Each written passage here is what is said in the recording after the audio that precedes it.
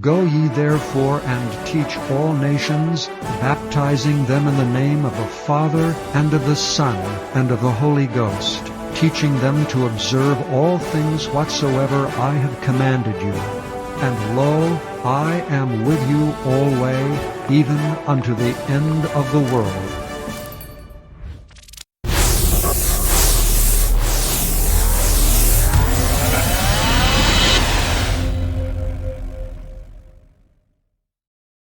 Good morning, good afternoon, good evening, wherever you may be catching us from. Today was a very special mission. We went to Peterborough. We planned to go on the high street to distribute these most important, in fact precious books, The Great Controversy, Ministry of Healing, and other kindred materials. But also there was an event happening in Peterborough, one of the Holiday Inn hotels. The protest movement is now moving a little bit more underground, and it's no longer about just protesting, but it's about education and knowledge. And as you know, knowledge is power, indeed. And such was the event today. I think they had quite a good lineup of speakers, heavy hitters even. As God would have it, as soon as I got there, one of our prime targets to speak to and to benefit from our presence was Richard Bobbs, and he was the first speaker. And by the time I got there, he had just finished his speech, and he was not in the building; he was in the foyer speaking to a lady.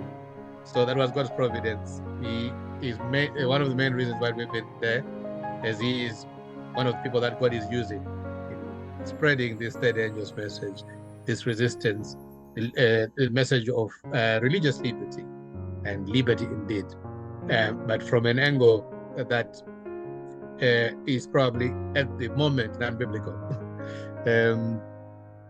He was there in the foyer just waiting for me, and he received what we've been giving to some of the most influential people. The Great Controversy, illustrated version, hardcover, very expensive, but all worth it. Beautiful book with illustrations, same as the paperback versions that we are giving to everyone else. These are people with much responsibility and much influence. I also happened to talk to him about this book, which we have been promoting much, which is part of the third angel's message, the message of righteousness by faith, as this one is covering the civil and the religious liberties, or the separation of church and state, as it were. We have thoroughly addressed this in other videos, what it covers and what the remit is, but I would like to say it's one of many books by some of our pioneers who got blessed with the power of the latter rain in 1888, which God is about to pour and is pouring out. Like they say, there is nothing as powerful as an idea whose time has come. An idea whose time has come. This is an idea whose time has come. This book was printed over 40 years ago, 30 years ago, 40 years ago. Initially, it had not been so blessed with, these books, not this book particularly, but these books were most of them were not printed by the General Conference. They are now having to be printed by people who are gathering information and going to libraries. The likes of Frederick Bishop is one of them. Some of them had to do painstaking research on the message of A.T. Jones and Wagner, and going from library to library, looking for this information. But it's the message of third angel. It was the rejected message of 1880. Ron Duffield is the person that I was thinking about. So I gave him these books, but I also gave another man who is an author of this pamphlet or booklet, and I gave him the books for free. He was selling these books. I think they were quite a significant chunk, but not too expensive. And since I had given him a special book, he gave me the book for free. But this one talks about climate change and the not so scientific bits of climate change that are being used to push the Sunday Law movement, based on obviously Pope Francis Laudato Si, but there are people who are seeing this and they are sounding the alarm for what cannot be so scientific, including the electrical vehicles, which the science seems to point to the fact that they're actually more polluting than the diesel that they're trying to get rid of, and so on and so forth. But his organized conflicts in order to stand up for liberty of conscience, which is basically what we ought to be defending. So these are two very important people. And the lady also who was standing with, what's his name? With Richard Vobes. I think she sounded like someone who was very influential in their circles, but she also got the book. Remember, she's the one that melanin lady that got the book on the way out. Outside while we were standing there. Yes, and she was talking about how she has had cancer, but she's using these natural remedies, and she's on the mend. And how obviously pharmacia is pushing agendas that is basically killing people. But she is on the mend, and she managed to get the books, Great Controversy and Ministry of Healing. Yeah, but you can come in. I know you had a different perspective, and you were in a different part of the room. And what did God do with you, brother? Or what did God show you, rather? Yeah, there were a few people I spoke to, and I remember before I come to the lady, there was this gentleman, I think a strong Irish man, who was standing behind the desk. So I don't know how I got my eyes on him, but obviously he was standing behind there, and so I came from inside and I say hello to him, and obviously I think there's a question that was asked, or that was there's a statement that was made inside the meeting hall when one of the speakers, as Tendai would testify, after making his presentation, he said, or he quipped that this is a spiritual warfare.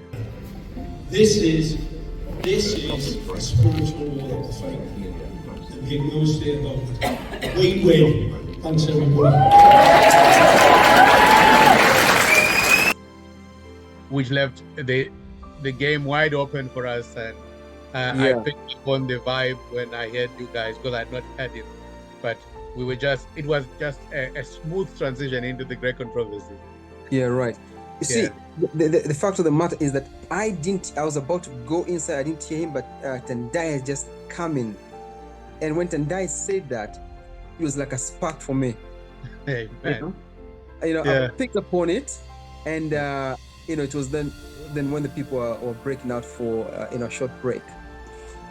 When they had that, he said two things according to Tendai. I wasn't there, but he said about on solutions. He made some very pragmatic suggestions.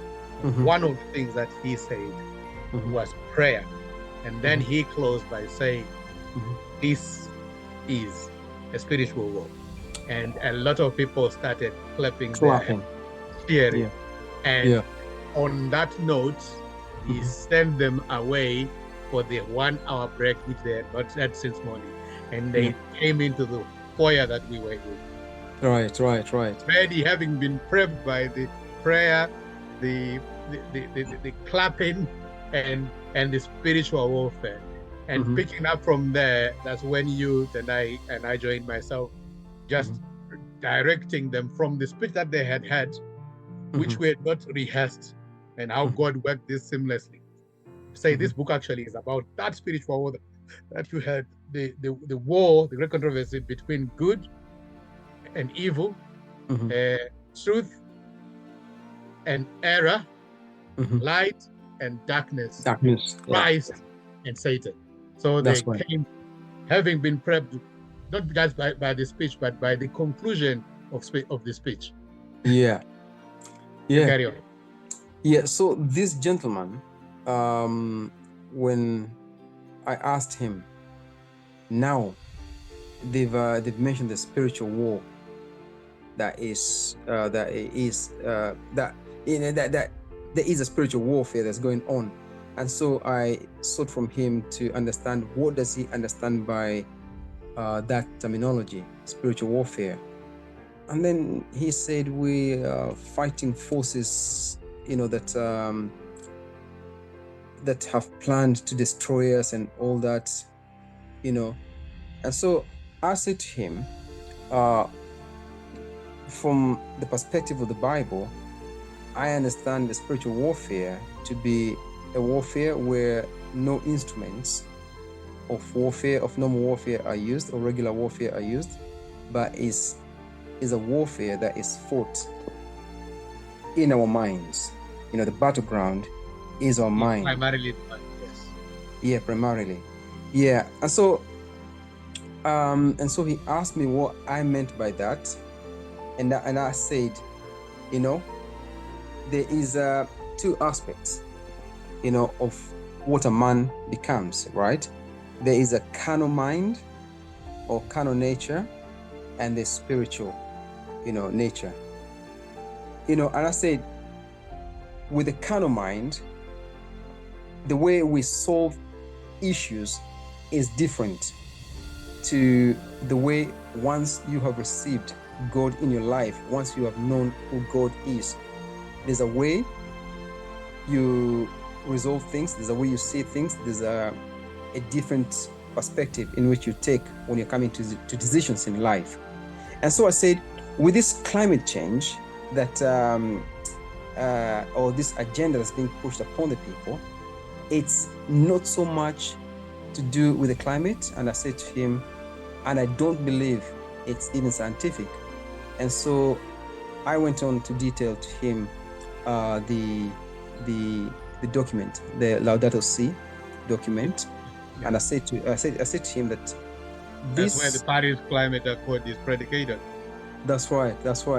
Yeah, so I mentioned to him that this whole climate agenda is not scientific, but if I say to you, it's kind of religious in nature, but it's papal in nature, and it's being pushed by the Roman Catholic Church for a long time, and they have documents, showing for a long time how they've been trying to push it. And so he said, but how are they going to do it?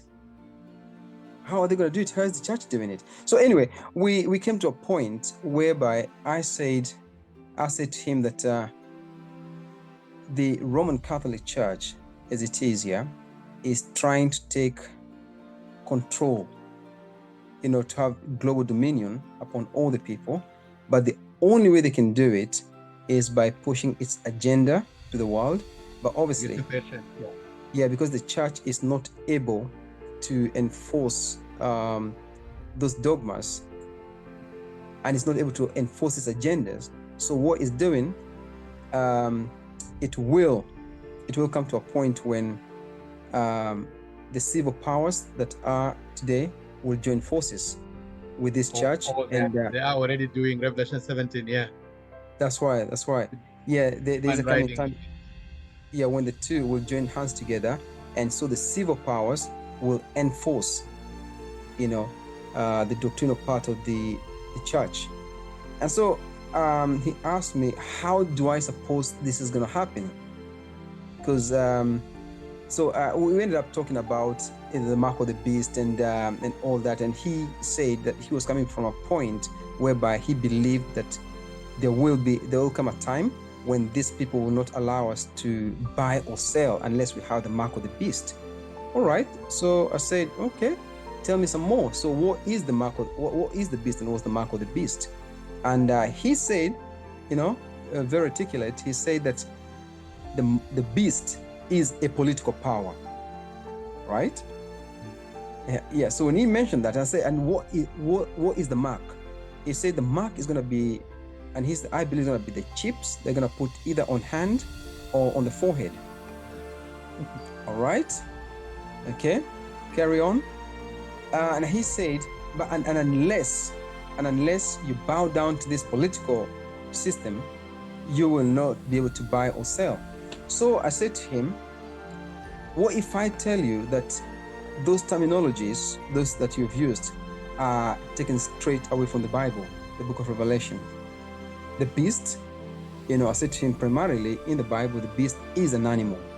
Like on the sixth day of creation, various beasts, were created, or God said, let there be this kind of different beasts. And so I said to him, but on a secondary use, symbolically, it's a power, like you said.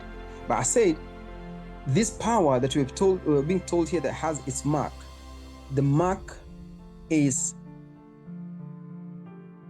its authority, or what it describes to be its authority. So I said in explaining that one, I said that the Roman Catholic Church claims to have the ecclesiastical authority to change the laws of God, right? To change the times and the law of God. And I said the mark of ecclesiastical authority that the Church of Rome claims is Sunday, because it said it has the power to change the laws of God. So change the Sabbath to Sunday. And he said, okay, all right. So we carried on, and I said that it's when this church will join forces with the civil powers to enforce Sunday worship, that's when this Sunday becomes the mark of the beast. And that mark being on the hand and being on the forehead means that on the forehead is that you will, intellectually, you will agree with it, or you go along with it, all right? But on the hand, it means that you do not agree with all those things, you do not understand them, but because of the penalties that come as a result of disobedience, then you just go along with it, right? Yeah. So he said, but how do you suppose they will impose this buying and selling? So I was able to say to him, you see, the introduction of the central bank, the digital currency, is one of the ways they are coming into that, right? Which they're digitizing money. Revelation 13:16 is it that you will not be able to buy or sell? Yeah. So the money, digital currencies. Yeah, the money is being digitized. And he said, okay, it's being digitized, but so what? I said, look, recently, Nigel Farage bank account, was shut down. Yeah, but why was it shut down? It's because the bank claimed that his ideas, his way of thinking, the things he's saying, not aligning with the mainstream narrative. Yeah, do not align with the mainstream narrative, nor the ideals of the bank. All right, I said that's one of them. And he said, but how will that stop you? I said, that itself, it means that there is somebody who has power to deny you the banking services you're not able to buy. All right? Deny you your every right. Yeah. And I said to him, and now look at the social credit system that is already in China, whereby you are given points according to behaviors.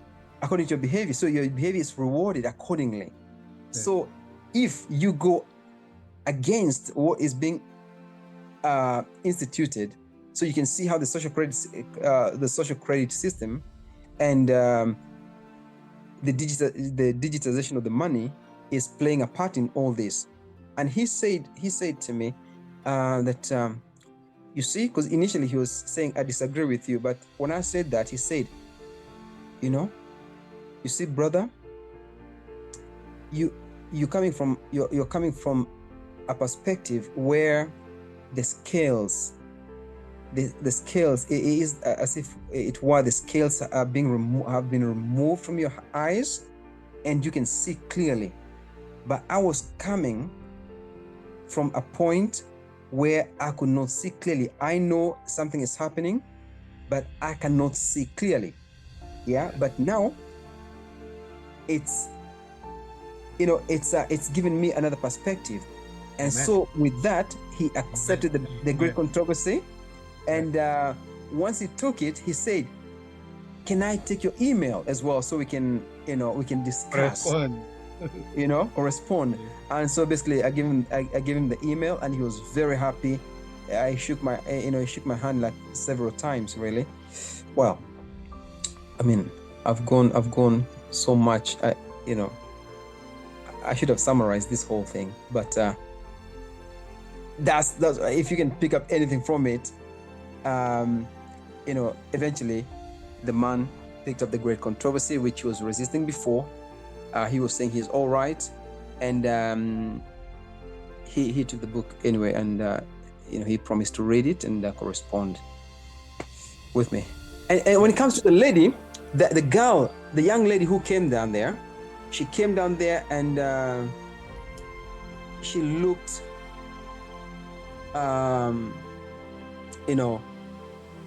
Distressed. Yeah, distraught, basically. And upon inquiring what it was, she said that what she's heard from in there, it was kind of distressing. Obviously, she mentioned a few, the speaker sound jumping from here to there, but obviously it's not just the speakers, cutting in and cutting off, but it's what she was hearing in there, and basically it was coming across as very scary, and she wasn't sure where she stands, in terms of this life or current life, and where things are headed, and so she said, what is it? What can she do? We just said there's for my part, I said, there's a hope in God. There's hope in Christ.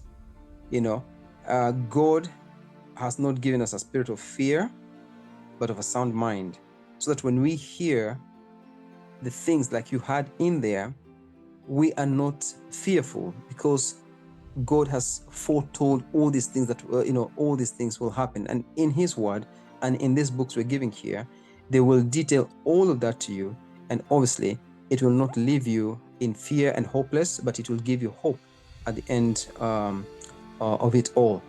And I said, God, by way of giving us this literature here, His Word to read and study, it's for the purpose of taking away that spirit of fear, but to give you a sound mind, so that when you read, you can decide for God, because you have understood Him from His Word. And health-wise, because I saw there's some health aspects to herself that she needed to address. She was asking, does that mean that I have to, is taking cannabis wrong? Because I said to her, I was saying to her, there are things that we do to ourselves and we take that cloud our minds, cloud our judgment, and therefore we're not able to see things clearly. Yeah. And when we're not able to see things clearly, the world does not stop. The world keeps moving on. That's why when we come out of that haze, things are much, the problems that we had before, they're much deeper. And she shared that she lost her, her child, I think through a miscarriage or something like that. And we were able to talk, over that as well. And she broke down and started sobbing.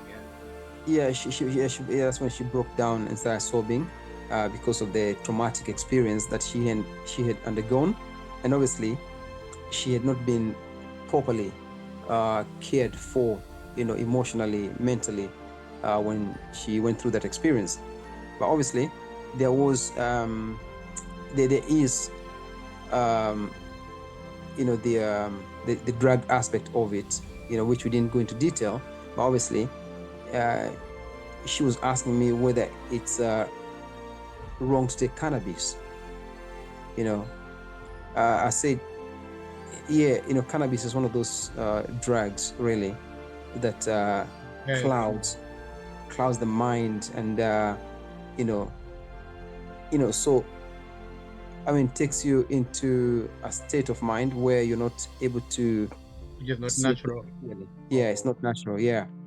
And so basically we were able to talk through that. We gave her the Ministry of Healing. We also gave the Great Controversy in the magazine. And I said to her, it's not a coincidence that you are here today in this meeting, and we are here today giving you this literature, talking to you. It's through God's providence that we are meeting today. Any meeting that we have is not accidental, but God has purposed that you meet us today, and we meet you today, and that you receive these books so that you can go forward, because we may not cover everything here. You may go forward and read and come to know the Savior for yourself. I'll come back to the health element, but maybe in the interest of time, would you mind just briefly sharing, because I didn't get a privilege to actually stay in the hall and listen to the speeches, but what did you make of it? What came out of it? What stuck out for you? What stuck out for me is the fact that let's say the children of the world have become wiser. They can sense the times we're living in. They can sense that there is something on the horizon that is sinister, right, in nature, and they're trying all they can to prepare for it. And with the knowledge that they have got, they may not have what we know, but they're making use out of very little. And I think what you are saying is we are not growing in correspondence with the amount of knowledge that God has lavished upon us. Or am I just taking you a certain direction? I think that's what I'm hearing from you. No, that is exactly what I was going to say. And you've just taken it away from my mouth. And I'm saying, so these people, they have, very little, but that little that they have, combined with what we know, those children or those people are ready to receive, the spiritual aspects, of our message. And obviously, combining these two, those people are, let's say they're a fertile ground to take these books to, and push these books to, Would you say also, based on the speeches, that we may have actually a lot to learn from them in the whole grand scheme of things? Because, like you said, and you rightly said, the battlefield is the mind, and it is true. But the devil doesn't use one trick. And to force the mind, he uses surroundings. And they are making plans, elaborate plans, to make sure that the mind is surrounded. And without going into breaking it all down, because it's a minefield. But would you say that to a degree, some of these people probably understand those mind games that the devil is playing in their, intricacies, not the spiritual aspect, but the networking of it, the woodwork of it, the hardware of it, and the software of it? Do you think they are probably ahead of us? And we may need to play catch up to understand the other bits if we need to, and to preach it as a complete message ahead of us. and we may need to play catch up to understand the other bits if we need to, and to preach it as a complete message. Yeah, well, these people are so much ahead, of where we could be, basically. They've grabbed the concept of what is happening in the world, and Started the evidence. Though they don't know who is behind the scenes, but they can see all those people that the Bible would be pointing to, the spirit of prophecy would be pointing to. They are pointing at them already. They're saying this and that are the ones who are behind this chaos and these plans that are being prepared and which are being implemented step by step. They know, but obviously it's just that connecting between Satan and the agents. If they're able to connect between Satan, who are the chief agencies and who's the big dark black spider that controls the web outside of the devil. But we already know, because Revelation tells us, and the dragon gave him his power and his seat and great authority. That's right. Yeah. And that's not another than papacy. The papacy, yes. Yeah. Yeah. So all the other layers of secret societies and all that will come under that bracket. Yeah. But they haven't got that idea, because the papacy is a chameleon element that seems to know very well how to blend in surroundings and become incognito. But like I was saying, you were talking about health, and maybe in conclusion, I'd like to bring the health element. And I spoke to this gentleman. He came to me, and you know what he said? Right. He said he doesn't want any book. He doesn't want anything from us. Just wanted to tell us something. And what he said was, thank you very much. I have been reading the books. You gave me these books, some of the matches at the beginning of the C-19 crisis, the lockdowns, and I read this book. He said, I'm a Christian. I love the Word of God and I read my Bible. But he said, you gave me the Ministry of Healing. And I've been reading it. It has become my second Bible. I just want to say, I'm not taking on now, I've already got that, but that book, that's become like a second Bible to me. It really has. It's brilliant. So thanks ever so much for what you're doing. Can I also have a hug? I'll come around.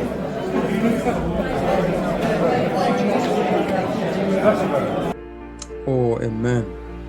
And I said, well, that's just a source of encouragement. So he said, no, I don't need any book today. I have got the book. I am reading it, but I am studying it. The book, Ministry of Healing, has become my second Bible. And we are going to be talking more about it in our next video, which is centering on health. And it will be, elevating this message as it is a part of the third angel's message. It is the right arm of the gospel, and it opens doors that are closed. Christ himself used healing as the entering wedge.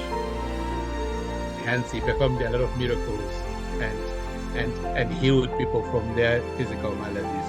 But it is a powerful thing. But just to show the power of the work that God is doing in the literature work.